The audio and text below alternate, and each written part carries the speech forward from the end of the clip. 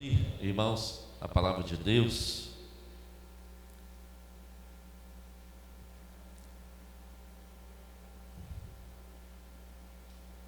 em Efésios capítulo 4.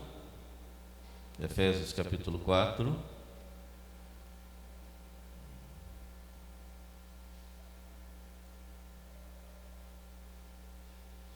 Vamos pegar a partir do verso 17. Efésios 4, a partir do 17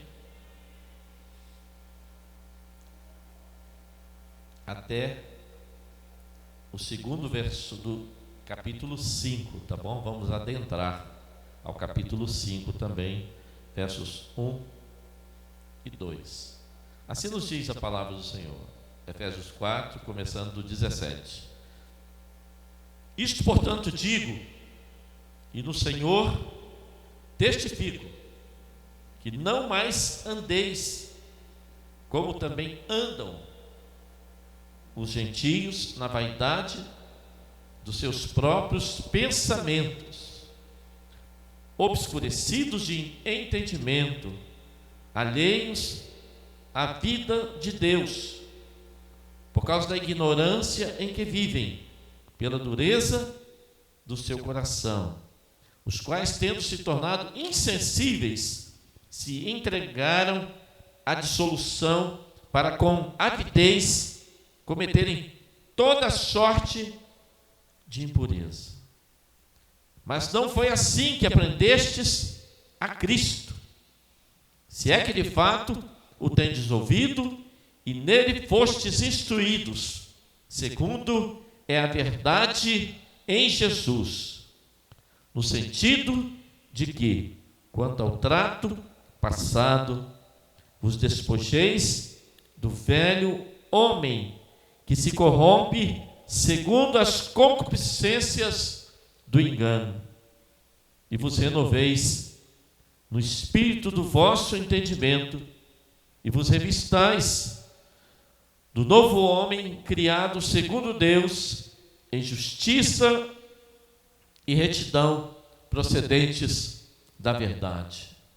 Por isso, deixando a mentira, fale cada um a verdade com seu próximo, porque somos membros uns dos outros. Irai-vos e não pequeis, não se põe o sol sobre a vossa ira, nem deis lugar ao diabo.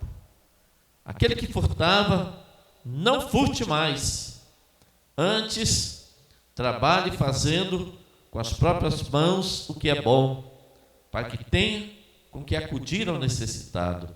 Não saia da vossa boca nenhuma palavra torpe, e sim unicamente a que for boa para edificação, conforme a necessidade, e assim transmita graça aos que ouvem.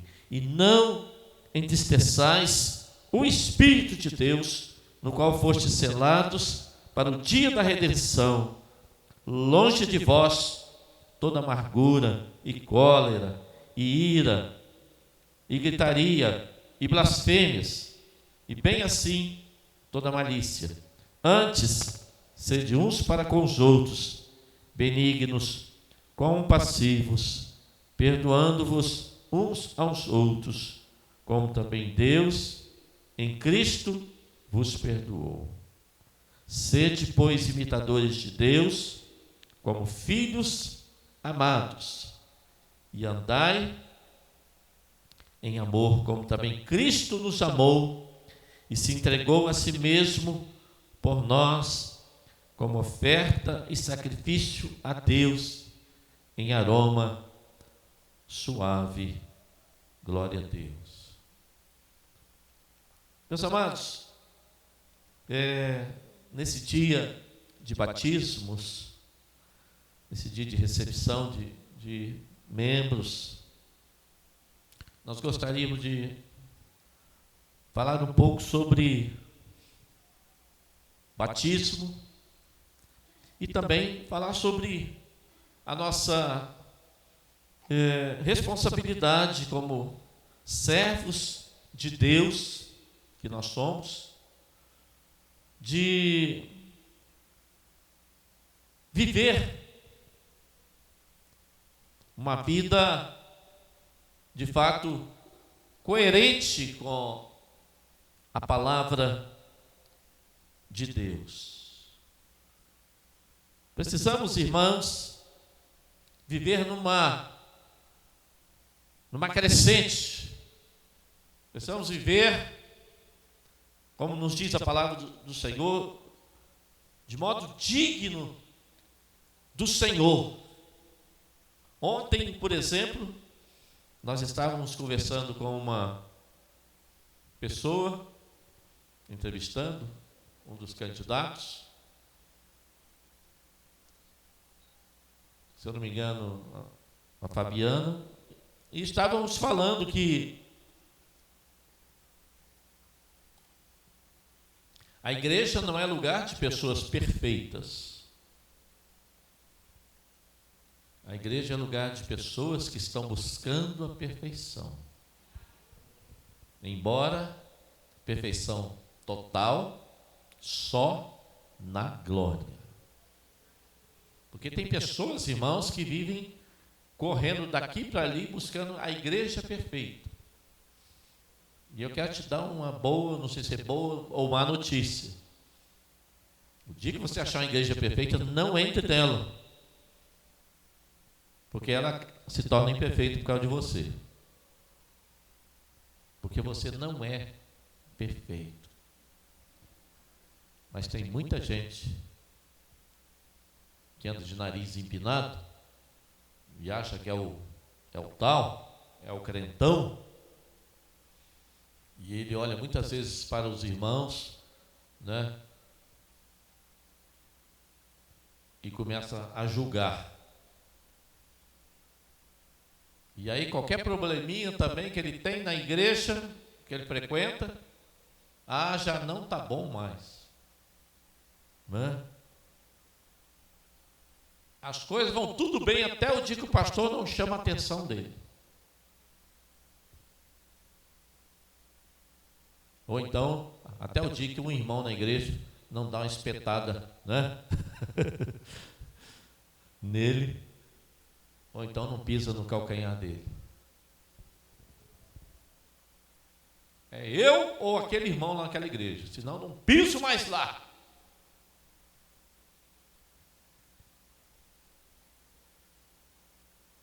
O pastor me chamou a atenção, nunca mais volta àquela igreja.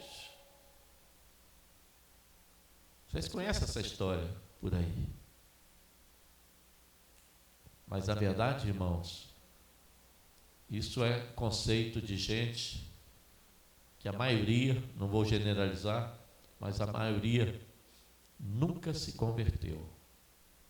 Ele está simplesmente à procura de um grupo religioso, né, de uma denominação, mas não aceitou a Cristo como seu único e suficiente Salvador. Porque, amados, todos nós estamos num processo de santificação. O apóstolo Paulo tem um texto, eu não anotei aqui, mas é conhecido por todos nós, onde ele diz: olha, eu ainda não alcancei a perfeição. Parafraseando, né, o que ele disse.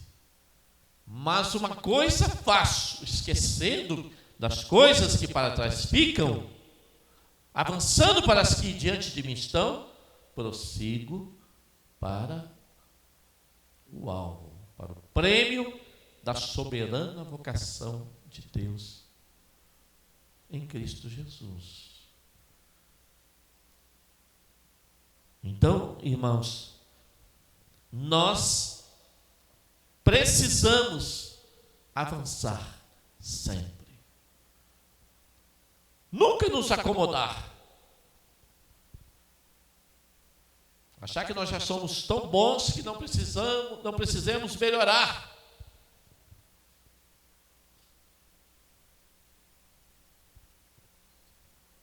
O pastor lá em Vila Velha fez um sermão à época e disse uma frase que eu nunca mais me esqueci. Ele disse: nunca fazemos algo tão bom para Deus que não precise melhorar. Nunca fazemos algo tão bom para Deus que não precisamos de fazer melhor ou melhorar. Deus aceita? Quando é de coração, não é? Deus olha para nós, é igual o seu filhinho, né? A criança começa a ir para a escola, né? E traz aquele rabisquinho para você, não é mesmo? Aquela coisinha tão simples, o que você faz? Oh, mas que maravilha! Lindo!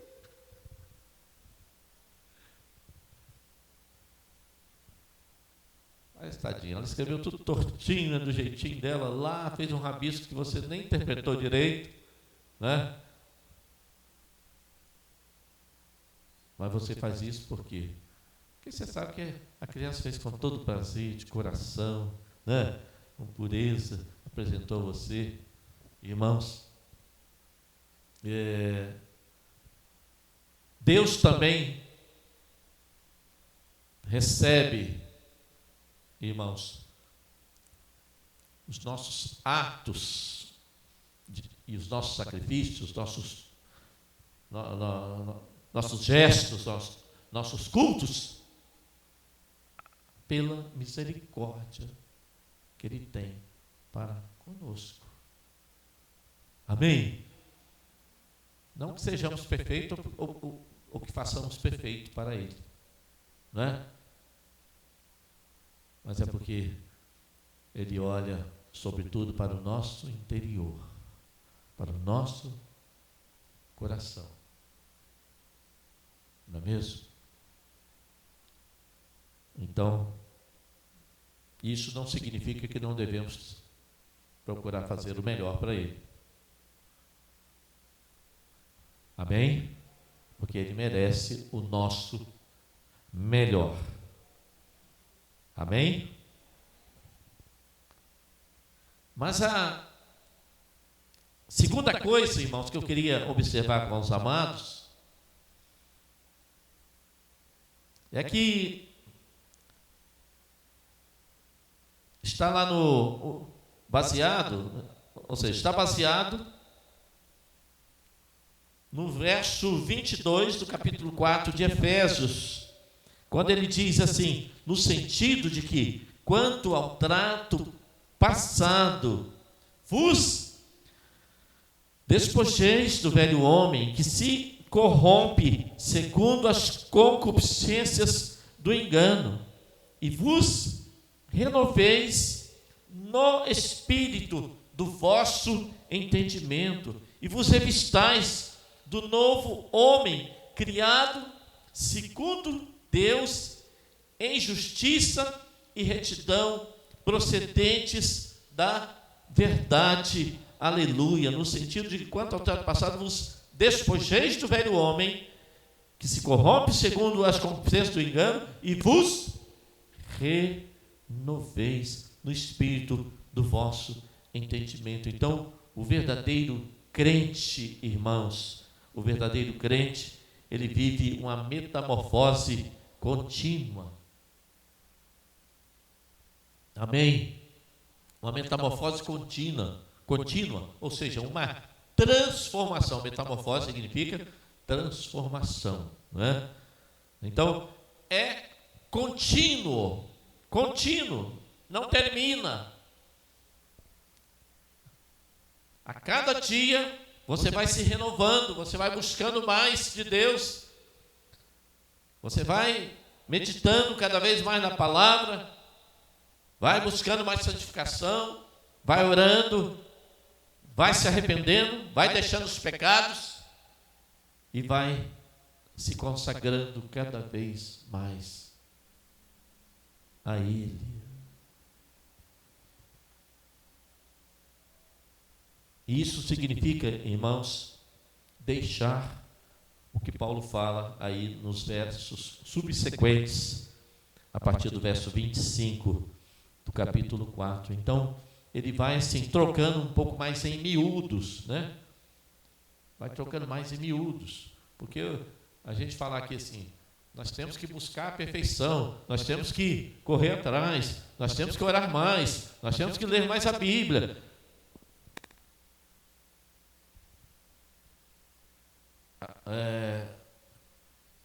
Nós não podemos ser apenas genéricos, porque a Bíblia nos mostra alguns detalhes, né?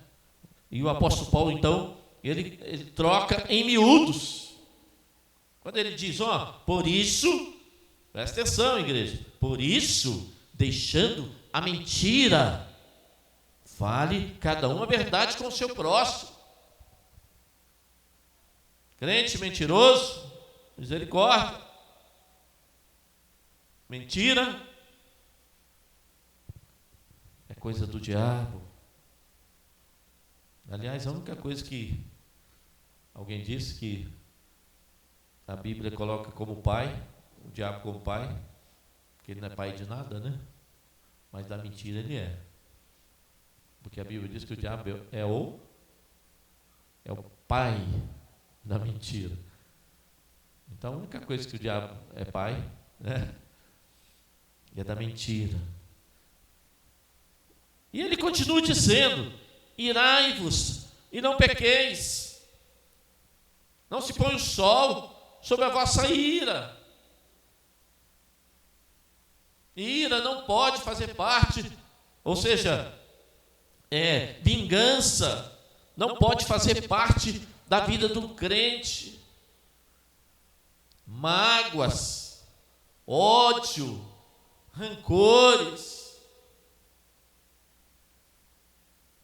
falta de perdão, essas coisas não podem fazer parte da vida do crente. A ira é um sentimento. A ira, quando a Bíblia fala, irai-vos e não pequeis, irmãos, isso significa que a ira é um sentimento.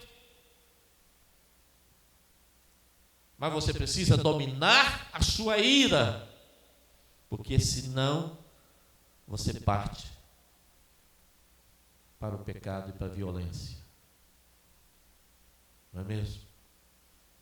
Então, é por isso que a palavra de Deus nos diz, irai-vos.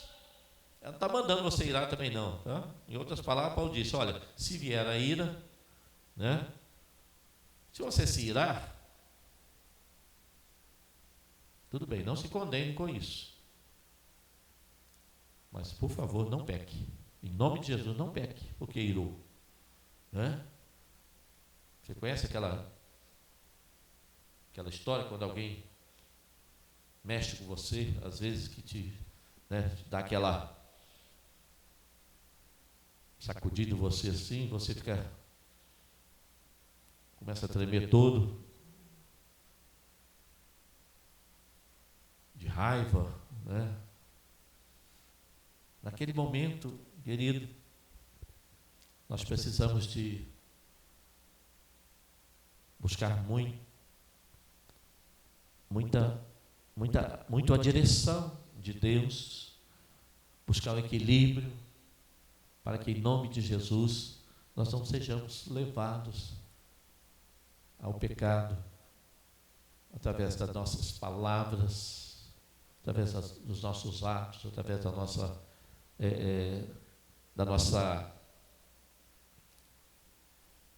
vingança, não é?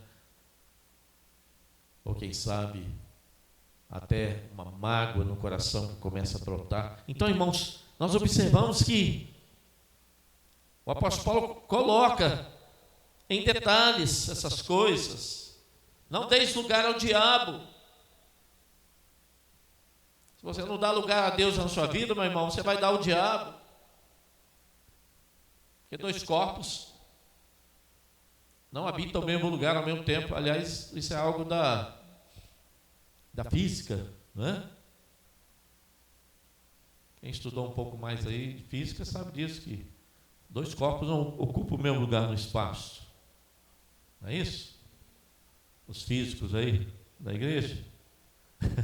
Amém? Então, nem deis lugar ao diabo.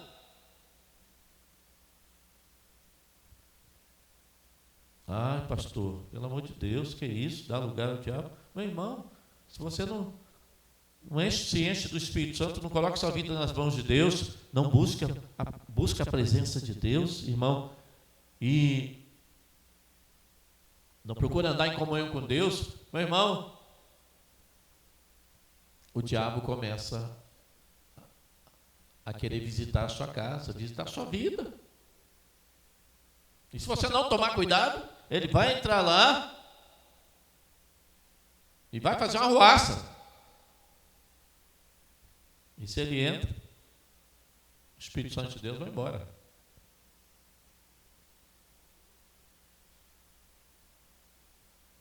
Não sei se vocês tomaram conhecimento, mas eu acho que eu falei isso aqui.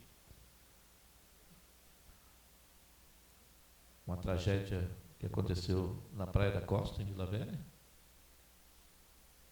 com um filho de pastor, que matou os seus próprios pais, e declaradamente, né, pichou a casa toda lá, o apartamento, se dizendo satanista, né? Aí tem muitas pessoas que questionam: ah, mas o pai não era pastor, ele não era filho de crente, deu lugar ao diabo. Irmão, o diabo entra e faz uma arruaça e leva para o inferno.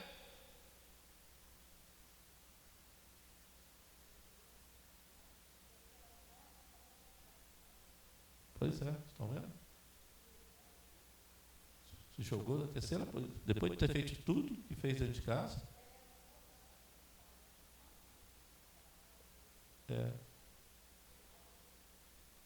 Vocês estão entendendo?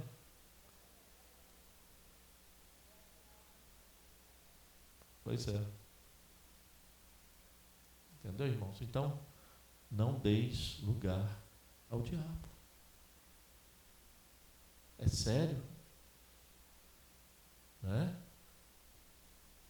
Pai, mãe, pastor, ou pai, pastor, não é mesmo?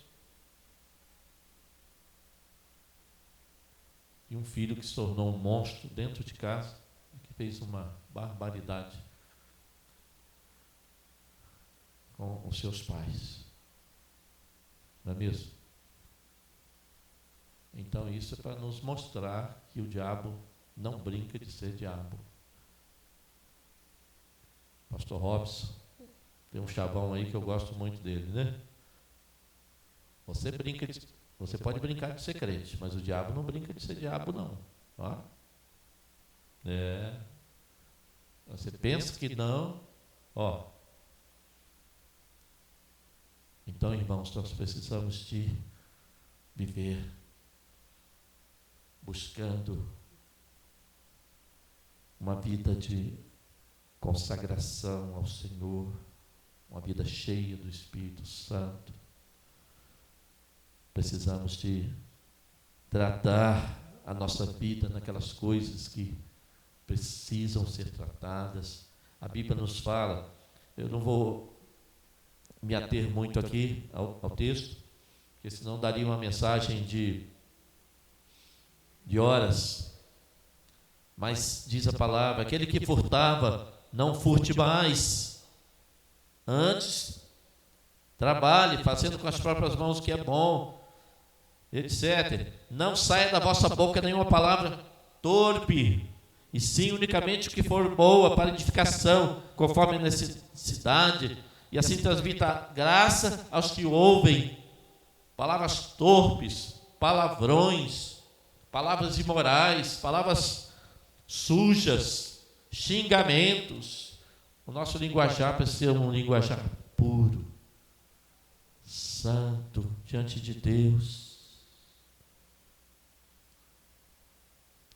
Longe de vós toda amargura, e cólera, e ira, e gritarias, e blasfêmias, e bem assim toda malícia. Antes sede uns para com os outros benignos, compassivos, perdoando-vos uns aos outros, como também Deus em Cristo vos perdoou.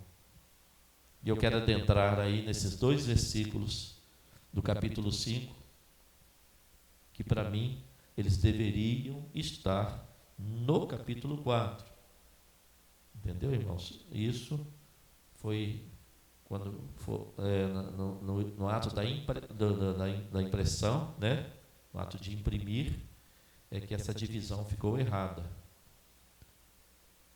Mas esses 2 textos aqui, eles complementam o capítulo 4. Não é mesmo? Sede, pois, imitadores de Deus, como filhos amados. E andai em amor, como também Cristo nos amou e se entregou a si mesmo por nós, como oferta e sacrifício a Deus em aroma suave. Aleluia. Então, irmãos, nós precisamos ser o quê? Imitadores de quem? De Cristo, aleluia. Né? Imitadores de Deus, como filhos amados, e andar em amor, como Cristo nos amou e se entregou a si mesmo por nós, como oferta e sacrifício a Deus em aroma suave. Aleluia. Glória a Deus. Glória a Deus. Sabe, irmãos, ontem eu estava aqui na igreja, dei até eu mesmo que mexi aqui algumas coisas, e tirei a cruz para lá, botei naquele canto, e quando eu peguei naquela cruz, um pensamento que me veio à mente é que cruz que não te faz renunciar não é a cruz de Cristo, né? A gente pega ali, vê uma cruz como aquela, que é um simbolismo, né?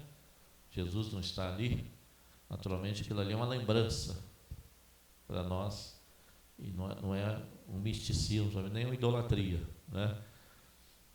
Aquilo ali não tem nenhum poder espiritual ali, você pode botar a mão ali à vontade, que não acontece nada, mas a mensagem da cruz, não é? A mensagem da cruz é que Cristo, irmãos, morreu por nós. E Ele se entregou, né? Ele deu sua vida por nós, Ele entregou tudo por nós, Ele se humilhou a tal ponto de assumir a forma humana e se entregou por mim e por você na cruz do Calvário. Ele renunciou tudo por nós. Fez o maior sacrifício de toda a história humana, né? Que foi morrer por pecadores miseráveis que não mereciam nada dele, não é mesmo? Mas, queridos, quando eu estava ali, então, mexendo naquela cruz, o Espírito Santo começou a falar comigo. Cruz que não me leva à renúncia e a mudanças, não é a cruz de Cristo. Não é a cruz de Cristo. Tem muita gente que conhece a história da cruz.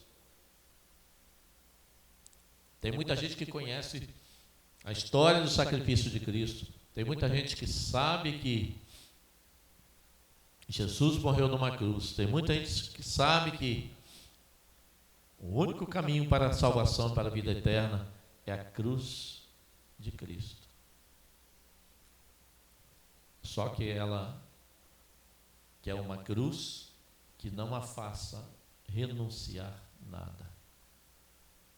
Ela quer uma cruz onde ela tenha as vontades dela satisfeitas como ela quer. Ela quer uma cruz que seja compatível com o estilo de vida que ela quer viver. Quando na Bíblia nós entendemos e aprendemos que a verdadeira cruz, ela me leva e deve me levar à renúncia. Sempre a renúncia. O pecado tem que ficar para trás. E eu tenho que lutar contra a minha natureza carnal e pecaminosa. Existem muitas cruzes no mundo.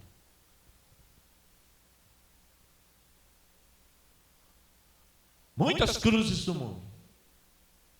Tem muita gente carregando muitos tipos de cruzes no mundo. E alguns já carregam até no pescoço, né? Pendurado. Mas existe somente uma cruz que é capaz de mudar a história da sua vida, mudar os seus conceitos e te levar aos céus, que é a chamada cruz de Cristo. Cruz de Cristo. Então, não é você viver com uma cruz, né? Não é você viver com uma cruz. É você viver com a cruz de Cristo. Amém? A cruz de Cristo. Então, queridos, para encerrar, eu quero apenas colocar um texto que está lá em Romanos 6, do verso 1 ao verso 5, e nós já vamos, em seguida, passar para os batismos. Que diremos, pois? Permaneceremos no pecado para que seja a graça mais abundante? De modo nenhum. Como viveremos ainda no pecado, nós os que para ele morremos? Ou porventura ignorais que todos nós que fomos batizados em Cristo Jesus, fomos batizados na sua morte? Fomos, pois, sepultados com ele na morte, pelo batismo, para que, como Cristo foi ressuscitado dentre os mortos, pela glória do Pai, assim também andemos nós em novidade de vida. Porque se fomos unidos com ele na semelhança da sua morte, certamente o seremos também na semelhança da sua ressurreição. Amém, irmãos? Então, no dia que você entregou sua vida a Jesus verdadeiramente e passou pelo batismo, você sepultou simbolicamente, você sepultou a sua natureza pecaminosa, como nos diz o texto. Fomos sepultados com ele na morte pelo batismo. Assim como Jesus desceu ao sepulcro por causa da sua morte, naturalmente, nós também, simbolicamente, quando descemos as águas, nós somos sepultados com Ele pelo batismo. Para que, como Cristo foi ressuscitado dentre os mortos pela glória do Pai, assim também andemos nós em novidade de vida. Então, quem morreu com Cristo, quem assumiu aquela cruz verdadeiramente e foi crucificado com Cristo, agora anda em novidade de vida. Amém? Ou seja, agora não sou eu mais quem vive, mas Cristo vive em mim. Gálatas 2, 20, o apóstolo Paulo nos diz. Não sou eu mais quem vive. Então não sou eu mais quem mando na minha vida. Quem manda é Ele. Ele é o Senhor. Amém? Ele que dá a direção. Ele é que me mostra na sua palavra aquilo que eu devo fazer, aquilo que eu não devo fazer, não é mesmo? É a palavra de Deus que me mostra. Então, queridos, que Deus nos abençoe, não é? Logo, está aí o texto, Gálatas 2:20. Logo já não sou eu quem vive, mas Cristo vive em mim. E esse viver que agora tenho na carne, vivo pela fé no Filho de Deus, que me amou e a si mesmo se entregou por mim. Glória a Deus. E naturalmente que quando nós nos levantamos das águas, simboliza a nossa ressurreição também para uma nova vida com Cristo. Amém? Glória a Deus. Esta é a verdadeira cruz de Cristo. A cruz da renúncia, né? A cruz do perdão, a cruz da reconciliação,